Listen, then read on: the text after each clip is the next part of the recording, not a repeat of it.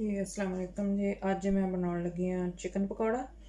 आ मेरे को चिकन इस तरह जो चिकन ब्रैस्ट ले आए पीस मैं तो ब्रैस्ट के नाल जो साइड के पीस होंगे मैं वो इस तरह उतार के रखे हुए सी। ये जे अगर ब्रैस्ट पूरी है तो इस तरह के इदा लंबे लंबे पीस बरीक बरीक कट लेने, कट के रख लें, धो के साफ करके धो के रख लें। तो हुण ये जाऊगा मेरे च अपने टेस्ट के हिसाब से पा सकते हैं। मैं हाफ टी स्पून पाया, को थोड़ा ज़्यादा हाफ टी स्पून लाल मिर्च पाउडर, हाफ टी स्पून ज़ीरा powder,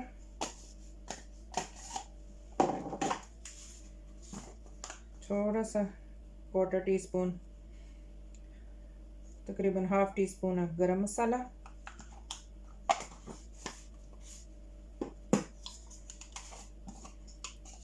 one teaspoon dry coriander powder,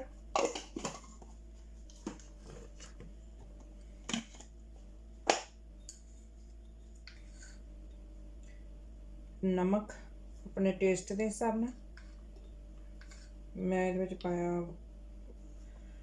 1 tea spoon,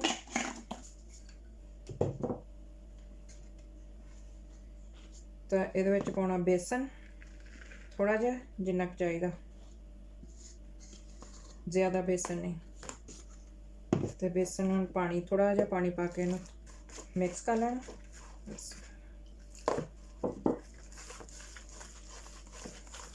ज़्यादा पतला नहीं करना।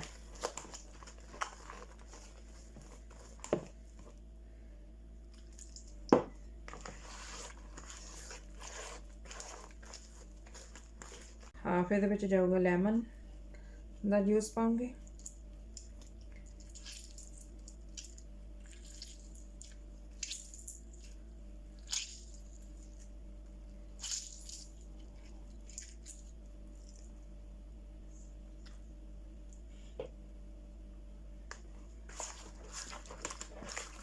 हम ये चले जाऊगा चिकन। बस इन्हें अच्छी तरह मिक्स करके रख देना थोड़ी देर।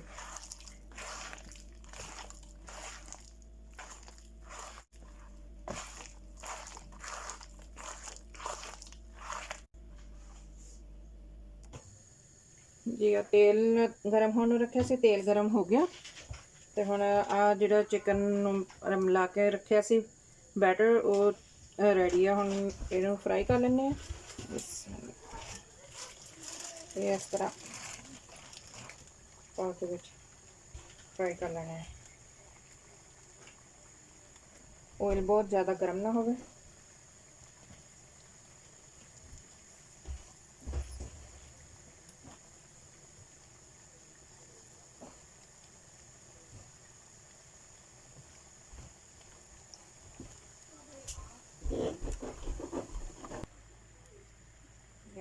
चिकन पकौड़ा तैयार है। हम इनू कढ़ लेने। कितना कलर कितना नाइस। मैं किचन रोल रख लिया बोल दे विच। एक्स्ट्रा ऑयल जो किचन रोल दे विच चले जाऊगा।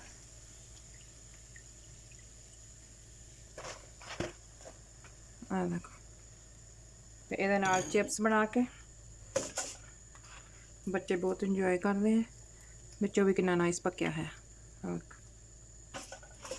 जो दूसरा बाकी का रहा वो भी फ्राई कर लेने।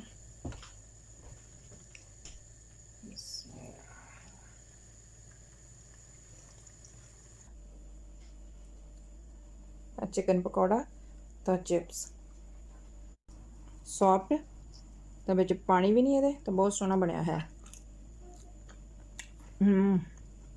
एकदम परफेक्ट, बहुत नाइस है। बनाएं, खाएं, इंजॉय करें। अगर मेरे चैनल पे आप नए हैं तो मेरा चैनल सब्सक्राइब करें प्लीज़। अल्लाह हाफिज़। मिलते हैं नेक्स्ट वीडियो में।